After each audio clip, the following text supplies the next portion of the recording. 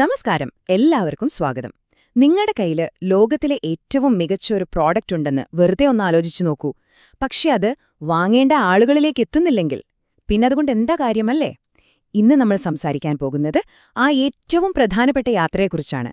നിങ്ങളുടെ ഉൽപ്പന്നം ഫാക്ടറിയിൽ നിന്ന് അത് കാത്തിരിക്കുന്ന ഉപഭോക്താവിന്റെ കൈകളിലേക്ക് എത്തുന്ന ആ വഴികളെക്കുറിച്ച്.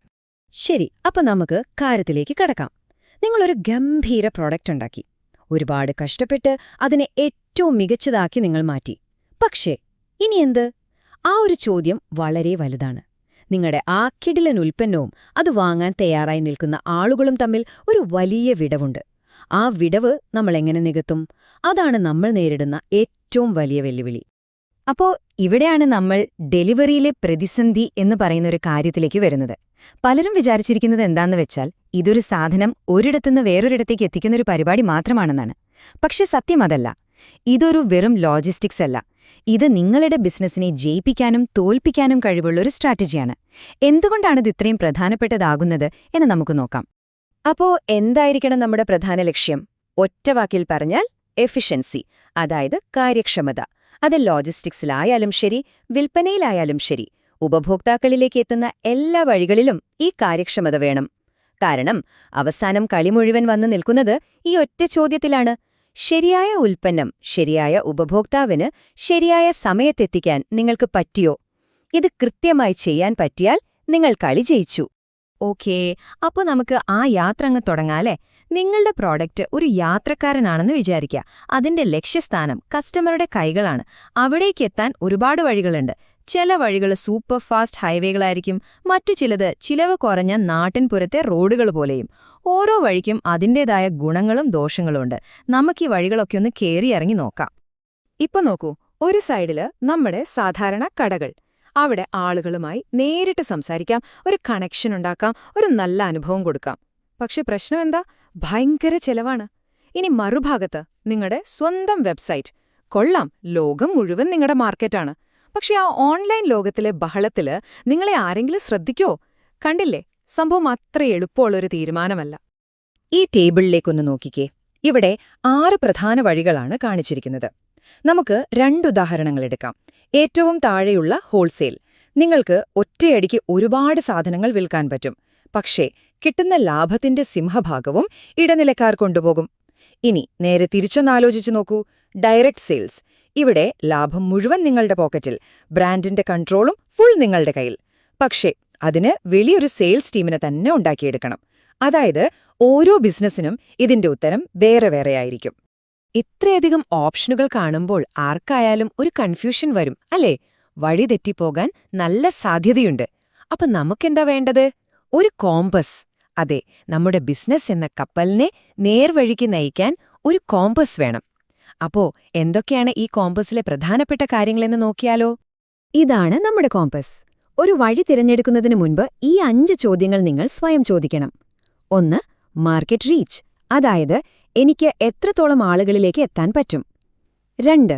കോസ്റ്റ് എഫിഷ്യൻസി, സിമ്പിളായി പറഞ്ഞാൽ ഇതെന്റെ പോക്കറ്റിന് താങ്ങാൻ പറ്റുന്നതാണോ? 3.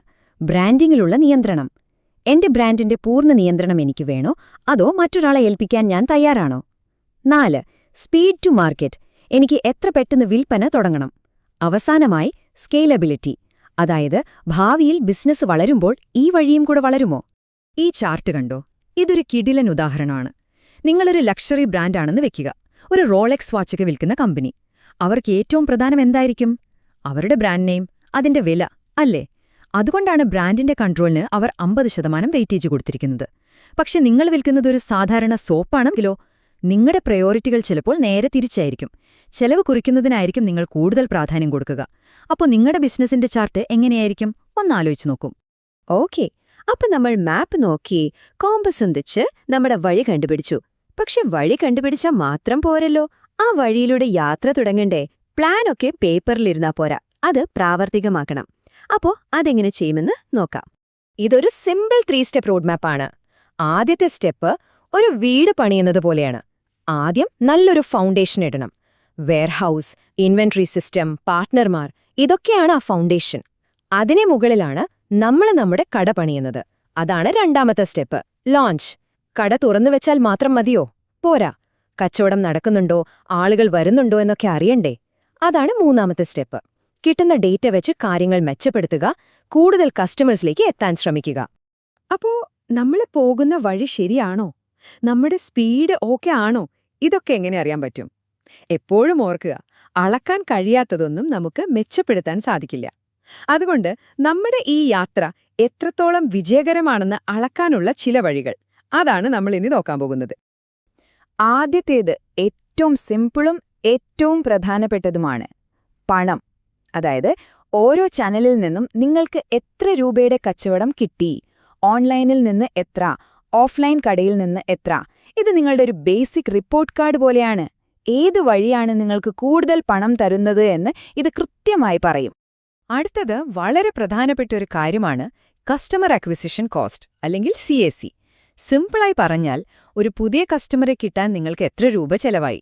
ഇപ്പോൾ നിങ്ങൾ ഫേസ്ബുക്കിൽ 1000 രൂപയ്ക്ക് പരസ്യം ചെയ്തിട്ട് 10 കസ്റ്റമേഴ്സിന് കിട്ടിയാൽ നിങ്ങളുടെ CAC 100 രൂപയാണ്. ചിലപ്പോഴൊരു ചാനലിൽ നിന്ന് നല്ല വരുമാനമുണ്ടാകും, പക്ഷെ ഒരു കസ്റ്റമറെ കിട്ടാൻ അതിലേറെ ചെലവാകുന്നുണ്ടെങ്കിലോ? അപ്പം അത് നഷ്ടക്കച്ചവടാണല്ലേ. ഇനി കൺവേർഷൻ റേറ്റ്. നിങ്ങളുടെ വെബ്സൈറ്റിൽ 100 പേര് വന്നു എന്ന് വെക്കുക.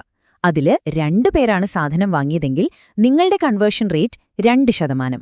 ഇതെന്തിനാന്ന് വെച്ചാല് നിങ്ങളുടെ ചാനൽ ആളുകളെ ആകർഷിച്ച് വിൽപ്പനയിലേക്ക് എത്തിക്കാൻ എത്രത്തോളം കേപ്പബിൾ ആണെന്ന് മനസ്സിലാക്കാനാണ്. വെറുതെ ഒരുപാട് ആളുകൾ വന്നിട്ട് കാര്യമില്ല, വരുന്നവർ വാങ്ങണം. അവസാനമായി എല്ലാത്തിനെയും ഒരുമിച്ച് കൂട്ടുന്ന ഒരൊറ്റ നമ്പർ, ROI, അതായത് റിട്ടേൺ ഓൺ ഇൻവെസ്റ്റ്മെന്റ്. ഏറ്റവും ലളിതമായി പറഞ്ഞാൽ, നിങ്ങൾ 1 രൂപ ഒരു ചാനലിൽ മുടക്കിയാൽ നിങ്ങൾക്ക് ലാഭമായിട്ട് എത്ര രൂപ തിരികെ കിട്ടുന്നുണ്ട്. ഇതാണ് ശരിക്കും പറഞ്ഞാൽ ഫൈനൽ എക്സാം. ROI എവിടെയാണോ കൂടുതൽ, അവരാണ് നിങ്ങളുടെ സ്റ്റാർ പെർഫോമേഴ്സ്. അപ്പോൾ നമ്മൾ തുടങ്ങിയ ഇടത്തേക്ക് തന്നെ തിരിച്ചെത്തിയിരിക്കുന്നു. പക്ഷേ ഇപ്പോൾ നമ്മുടെ കയ്യിൽ കുറേ ഉത്തരങ്ങളുണ്ട്.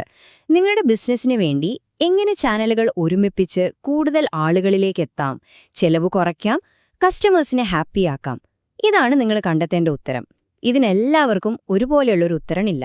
നിങ്ങളുടെ പ്രോഡക്റ്റ്, നിങ്ങളുടെ കസ്റ്റമേഴ്സ്, നിങ്ങളുടെ ലക്ഷ്യങ്ങൾ, ഇതൊക്കെ വെച്ച് നിങ്ങളുടെ സ്വന്തം വഴി നിങ്ങൾ തന്നെ കണ്ടെത്തണം. ആ യാത്രയ്ക്ക് എൻ്റെ എല്ലാ ആശംസകളും.